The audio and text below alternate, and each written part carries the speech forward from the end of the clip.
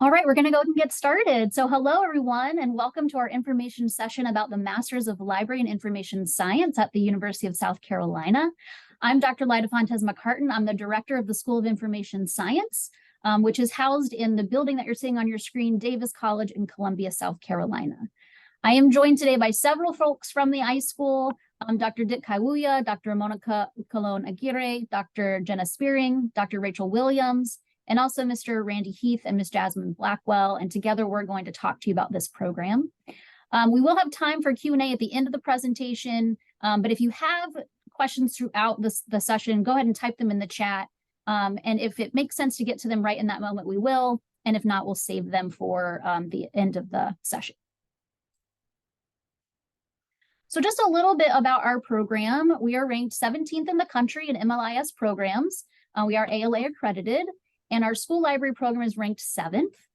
We have award-winning faculty. They're very active in the library and information science profession and library research.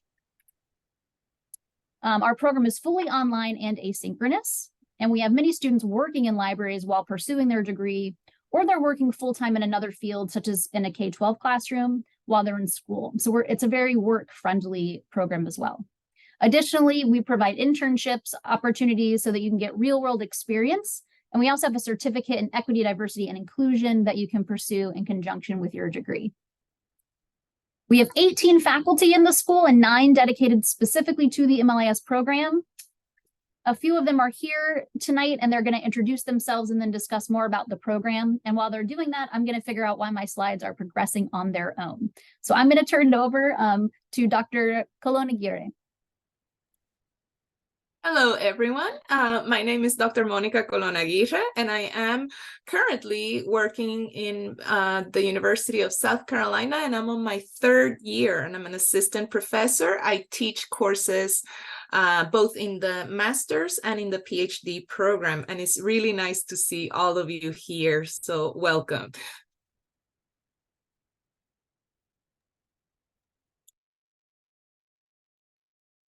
Dr. Kaiwuya? All right. Well, my name is Dr. Dick Kaiwuya. I'm an associate professor in the School of Information Science. And if you see my screen, black and white, those are my teenage kids who tinkering with my camera.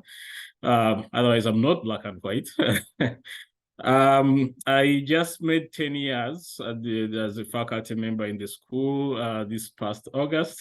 Wonderful place to work as a faculty member. Certainly, I've met incredible students over the years. I believe we have a wonderful program and faculty.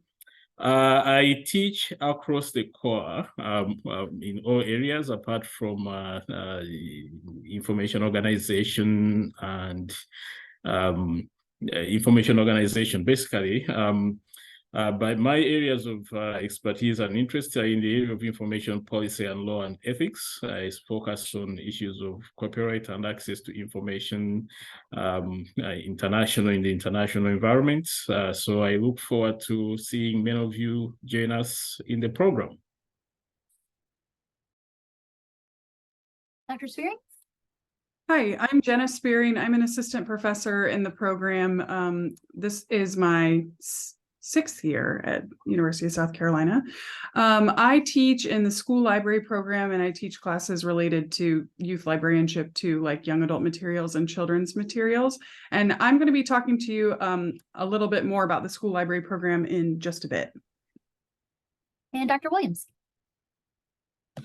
Hello, everyone. My name is Dr. Rachel Williams. I am an assistant professor here in the School of Information Science. I started in August, so I've been here just a little over a couple months. So like you, I'm here just to learn a little bit more about the program and to get to know folks who are interested in the program as well. My research interests look at public libraries and librarianship, particularly around providing information services to people going through crises. So that's sort of my area for research. And I do teach in that area as well, along with one of our intro classes and some courses in the doc program. So thank you so much. Excited to be here. All right, I think I fixed the slide issue. And so we're gonna go ahead and move forward. And Dr. Coe is going to give us an overview of the program. All right. Our program is generally 36 hours credits. So we require you to take 6 core courses, and that's a relatively recent change, but one that we are excited because those 6 core courses pretty much cover all the core competencies in the American Library Association standards. So we are confident by the time you leave the core, you've touched every aspect of the LA accreditation standards. Then we also require you to take 6 elective courses, which is 18 hours. Those can come from anywhere in the program, but also outside. Folks who are interested, generally we have students in school library, and Dr. Spearing is going to talk about that. We also have quite a good offering in areas of public libraries, academic libraries in which I teach, archives and spatial collections. So you have a wide range of electives to choose from, but as I mentioned, some of those may very well come outside of our electives. The school library program is 36 to 51 credits. I'm not competent enough to speak about that, so I'll let Dr. Spearing talk about that program.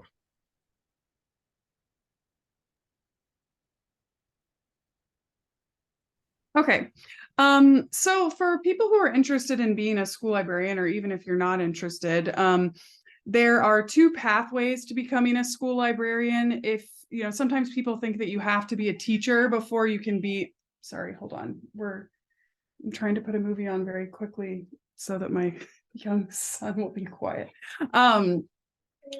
Okay, so if you're not a teacher already, you can seek initial licensure, which means that you will get an MLIS in library and information science plus, okay, I'm sorry, can you give me just 1 second? I'll just be right back. And that is one of our latest iSchool babies. Okay, I'm so sorry. I put a movie on right before I started, and then it ended right when I was about to talk, and I was just trying to very frantically put on a new one so that this exact thing wouldn't happen. I apologize. So there are 2 pathways to becoming a school librarian. Sometimes people think that you have to be a teacher in order to be a school librarian, but one thing that's really great about our program is that you can actually become a school librarian without having any teaching credentials.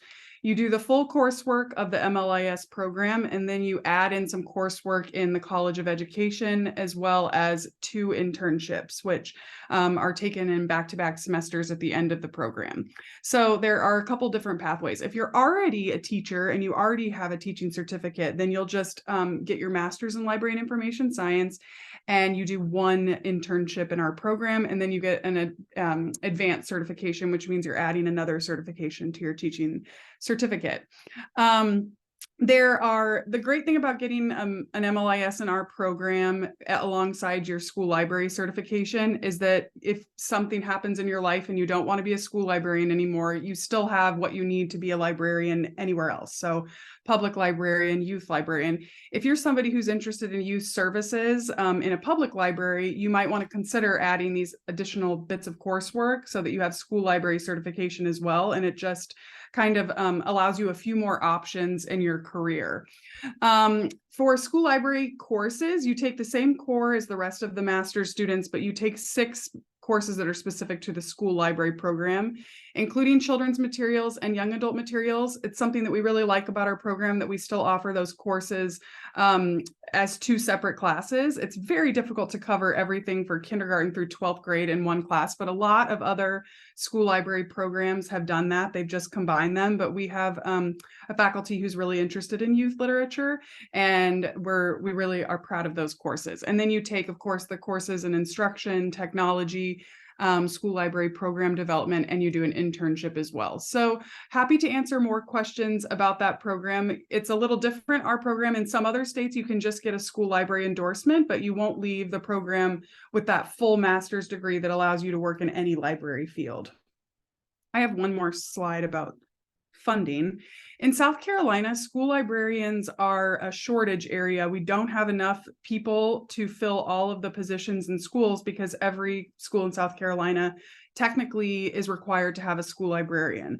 So you can get the South Carolina teacher loan, and it's a loan forgiveness program. So basically, if you work in, and I won't answer any specifics about the loan myself because that's not my area of expertise, but if you work in school libraries for several years, eventually your loans will be forgiven. So this is a way to pay for your program as well. And if you want more details about that, I think that Jasmine can help you with the details of the South Carolina Teacher Loan Forgiveness Program, but that's a really important thing to know about funding. So I'm going to talk to you a little bit about the MLIS core competencies.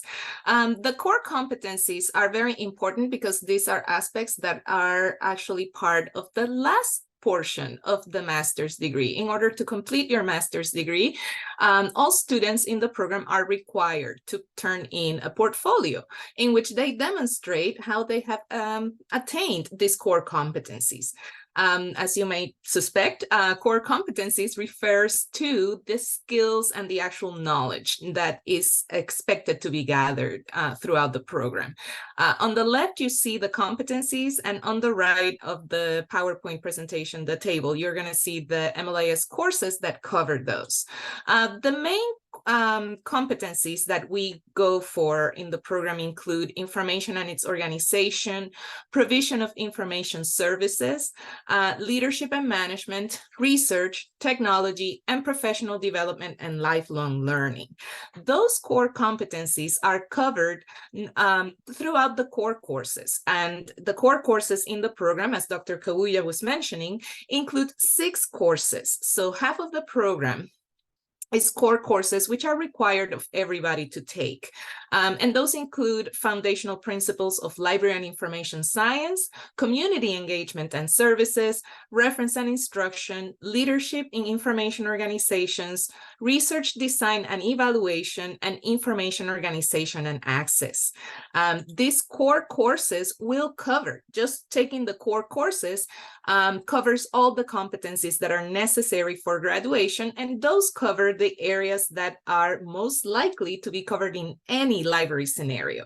And so that is one of the reasons we talk a lot about core competencies. At the end, like I mentioned, students put together a portfolio in which they actually address how they have covered each one of these competencies.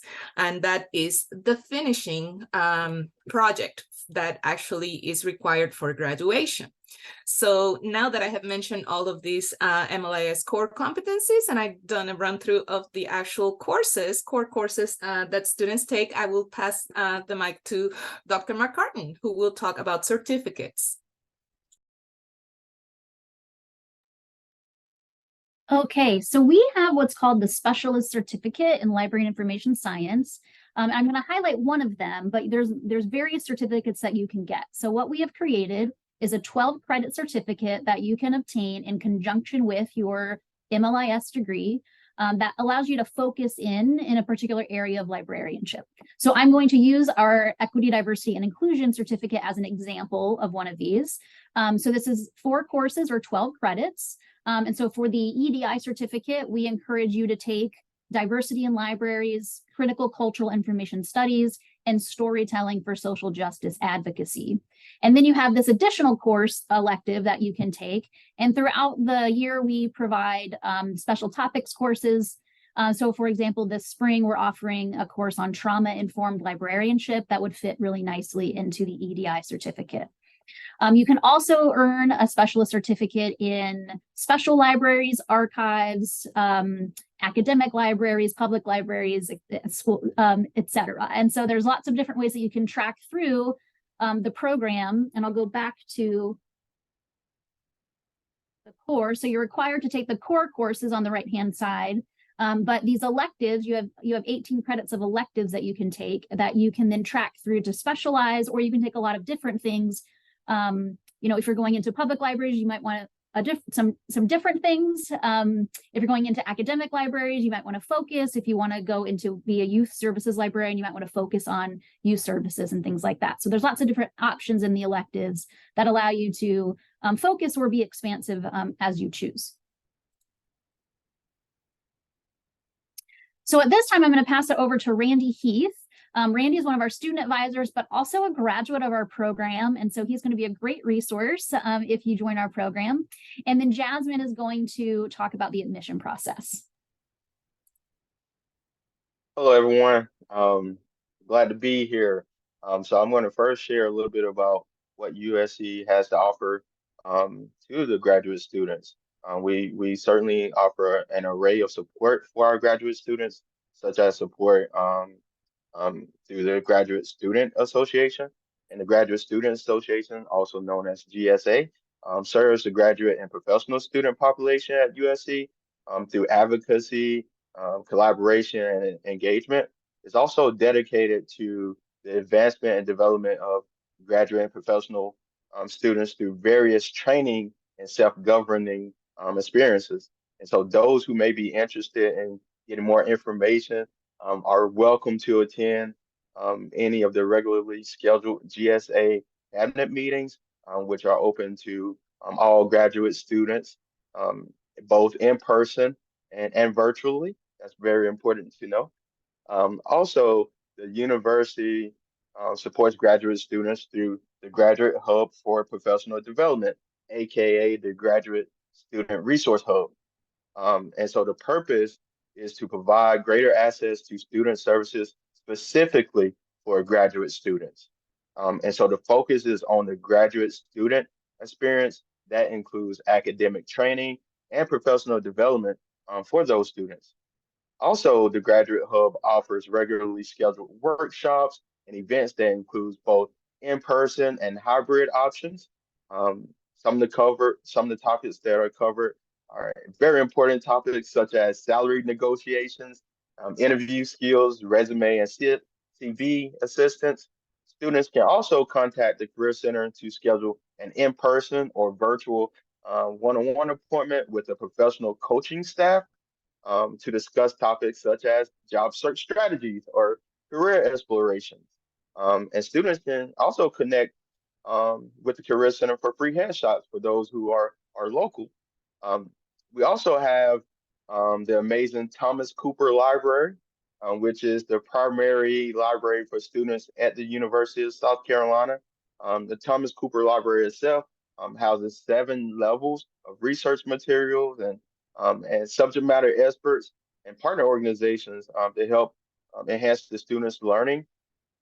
Students can also explore the university's libraries where they can get support from skilled professional staff for essential information regarding resources and services and access, of course, to our amazing collection. Students can also get help with research through live chat with a professional staff member, or they can book an appointment. Students can also browse our special collection or check out any of the latest exhibits and its special events. And the good thing about it is many of our library's resources can be utilized on campus or off campus, since students can access many of the university libraries resources by utilizing their network username and password. And then we also have the Writing Center, where students can get help with the writing process, no matter where you are in your writing comfort. You can do that by. Oh, sorry. Thought I had a question in there. But you can do that by booking an appointment with the Writing Center. Students can meet with a tutor online, or they can take advantage of the document drop-off appointments, which allow students to provide their work to a tutor who will read it and provide comments electronically. And those who are nearby can schedule an in-person appointment, and that's offered during the fall and spring semesters. And then I got one more slide here. Another key way that we support our graduate students is through graduate student advising. And so graduate student advising is very important because we want to assist students in making the most of their graduate school experience. And this works best when they have support, a plan, and encouragement. And so each student gets assigned an advisor based on their particular track. It's important for students to have an assigned advisor so that they know who to contact throughout their time in the program. Students should be advised each semester before registration. In fact, that's a requirement. You cannot register for your upcoming classes without first completing an advising appointment for each semester. And students are encouraged to stay in contact. Let us know if you need help, because the only way we know that we can help is if we hear from the student. And so, and we also encourage and support students to develop clear and attainable educational plan. And we help those students to monitor their progress towards their degree and help them make necessary adjustments as needed, because life happens. And we also work to connect students to resources across campus if needed. And appointments are available via phone, email, virtual meetings, in person. We really focus on making sure that we're accessible in whatever way is most convenient for our student. And now I'll pass it to Jasmine.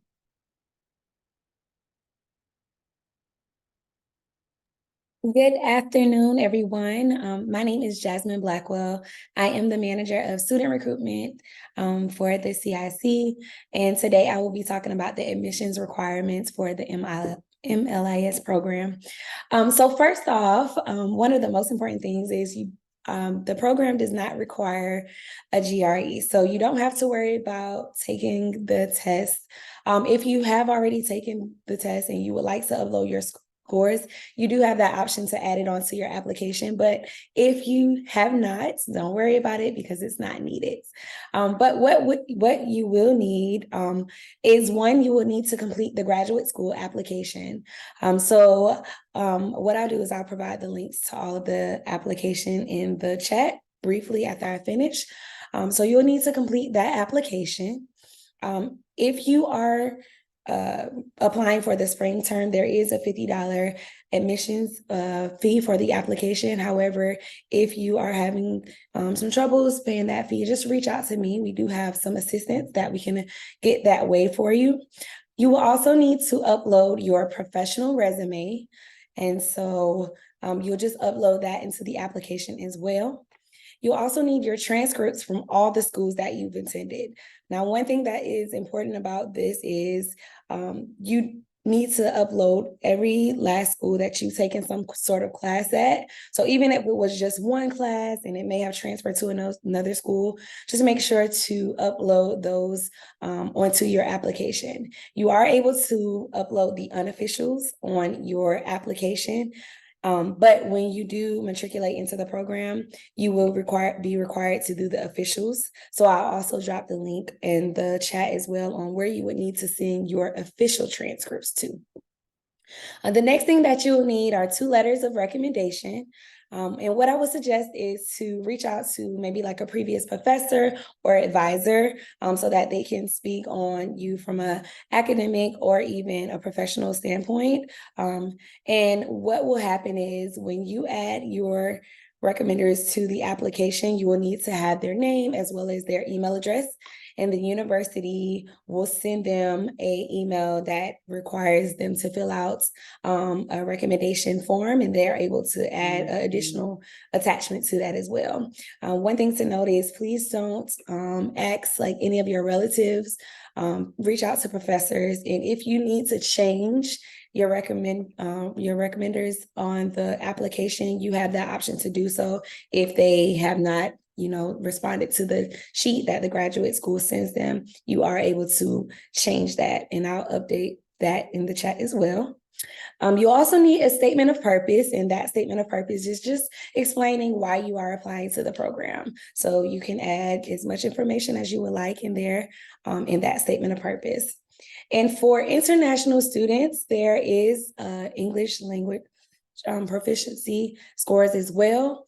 There are some countries that are exempt. So if you have any questions on whether your country is on that exemption list, please reach out to me. Thank you. Next slide. As far as tuition information, this is a chart that just kind of explains how the tuition is broken down. It is a cost per credit hour, and most of our courses are going to be 3 credit hours. So, for instance, if you are a resident of South Carolina, your tuition will be $572.25 per credit hour. So you would just times that times 3, and that will kind of give you your tuition for the program. There is tuition assistance available for any USC faculty and staff. So if you have additional questions about how that works for the program, you can reach out to HR and they'll be able to kind of explain how you can get that tuition assistance. And there are also scholarships available for the fall 2024 quarter. I do want to point out, if you're wanting to start in the spring and you are wanting some additional funding, just reach out to me. We may have an opportunity as well for you.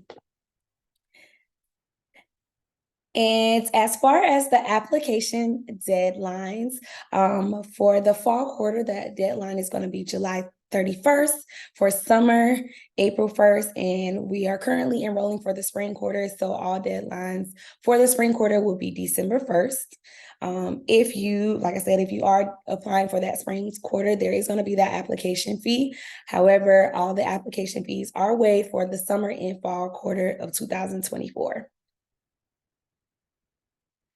And if you want to reach out to me, and my name is Jasmine Blackwell. Once again, I am the recruitment manager. There is my email address. Please don't hesitate to reach out to me for any questions regarding your application. If you need to get started or if you're unsure about something, I'll be more than happy to answer those questions and review anything that you have as far as admissions guidelines. Thank you.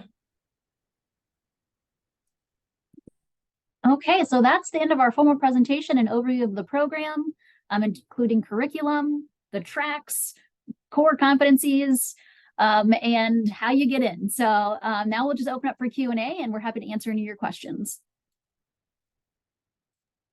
I have one. Can you hear my mic? Is it on? Yes. Hi, Elizabeth. Hey. So I am looking to apply for this upcoming spring semester. I'm actually hoping to have my application out by this week. I'd already started looking into a couple of online programs, but I was really glad to see an information session come up to where I could speak with some faculty or anyone kind of on the graduation recruitment. I am currently working in an academic library at the university that I graduated from as a technical assistant in our reference department. I had an undergraduate in history, so my interest in librarianship kind of merged with that. But my work has also allowed me to work in our archives department, and I'm interested in the kind of the special collections and archives track that we have or that you guys have at USC. And I think the introductory course, it's 7-11. Are there any other adjacent courses related to archives in the current master's program or any outside of the program, or is it just kind of besides the intro to archives, the special collections and preservation? That's my question. So we do have more than one archives course. So we do have a track, and so we kind of tracked you into courses that would be helpful for that program. So that's the main course that you would take. We also have some courses on sort of building digital collections and things like that, which will help you with digital archives. And then we do have one of the USC archivists who is developing a new archives course, kind of a more advanced archives course that we're going to be offering within the next year. The other thing I'll say is that there's a lot of opportunity. We do provide internships that you can take as part of, for 3 credits as an elective. And so the Thomas Cooper Archives and the special digital collections here is always looking for our students to help them with digital archiving projects. And we have at least 3 students working there right now. And so there's lots of opportunities for you to get some hands-on experience. I have a follow-up question to that. With the internships, are those offered during the typical fall and spring semesters, or is it kind of all year round during summers? And with this being largely an online program and me working full time, how would that work with me kind of getting over there directly with just commuting, or like if it's during summer? No. So the independent study is a course, and so you can actually take it in fall, spring, or summer. And so it's 140 hours within that semester that you take it. There's different times that you can sort of start and stop to get your credit for that internship. And in terms of kind of how you get to the place or what that is, there are some remote opportunities, especially in the digital archives. Not all of them are. You do have to be there to do some of the work, but then some of the work can be done remotely. And so, when you join the program and you're interested in that, we can definitely introduce you to Kate Boyd, who's the librarian over there, and she will be able to kind of talk through some of the opportunities for you. Okay, perfect.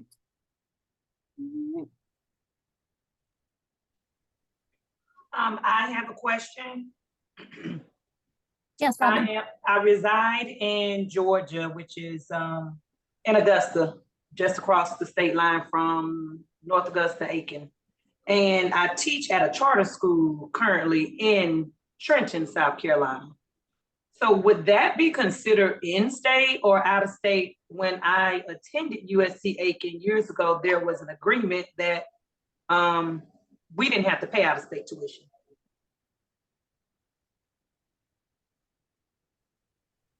So usually what will happen is the graduate school goes off of the tuition off of the address that's listed on your application. So Okay. that's kind of where they would base the tuition fee off of. Okay.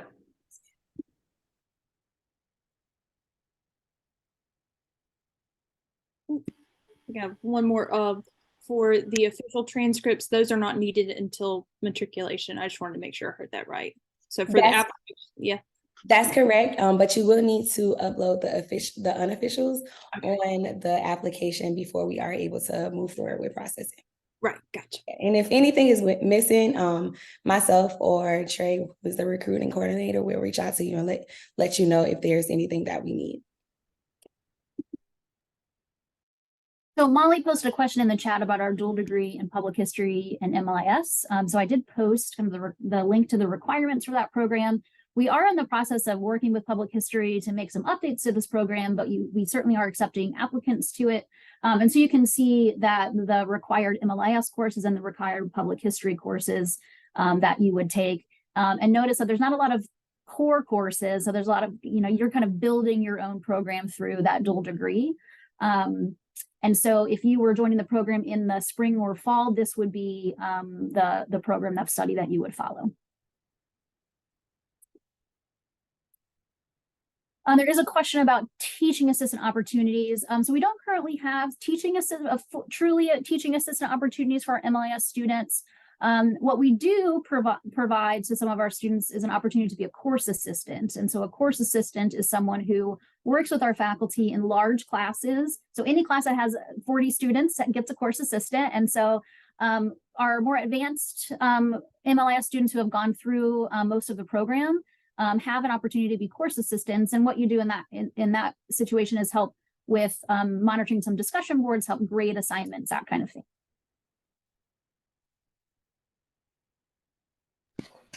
I have a question about the 36 credit hours. So I am a certified teacher in South Carolina with a master's degree. And I actually just very recently, like within the last year and a half, 2 years, I got the endorsement for gifted and talented.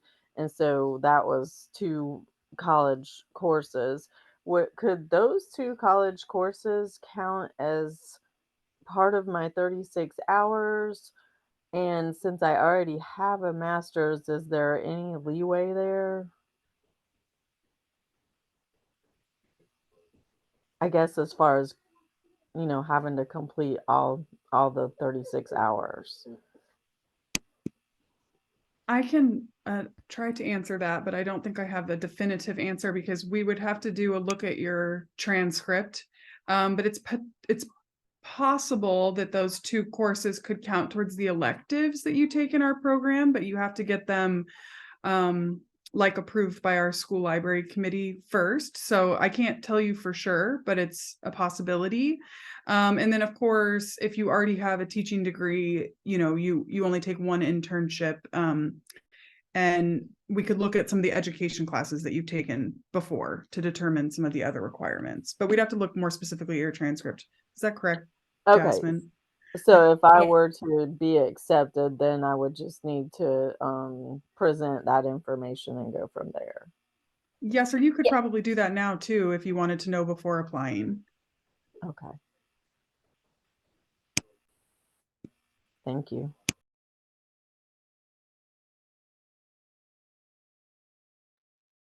Other questions? Is one in the chat about advisor? Yes, you are. So I went ahead and answered that in the chat. You are assigned an advisor when you register. And so we have 2 tracks. So we have 1 advisor per track. So Randy is actually the advisor for anybody going on the sort of the general MLIS. And then our advisor, Ava Ayers, is the advisor for students on the school library track. I also did get a question about whether or not advisors assist with getting internships or provide information on job leads. So yes, your advisor can help you with kind of thinking about the internship. We have a lot of alums in South Carolina and across the country, and so we can certainly reach out to folks and help you get placed in an internship. We also have a lot of opportunities on campus with the multiple libraries that we have, and a lot of our alums are working here in the Thomas Cooper Library, which is helpful. And then we do have a career services center here. And so they're regularly sending out job descriptions and job postings and things like that.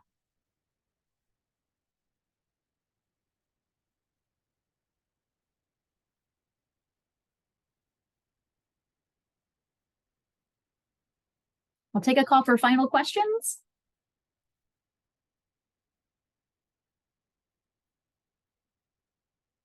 All right, everyone. Well, thank you very much for joining us. If you do have questions, anything about admissions, tuition, any of those questions, please reach out to Jasmine Blackwell. If you have questions about advising and the support, Randy is happy to take your email. And then I'll put my email in the chat. And if you just have general questions that you just would like an answer to, you can feel free to send me an email as well. We look forward to seeing your application. We hope that you have a great night. Thank you. Thank you. Have a good night.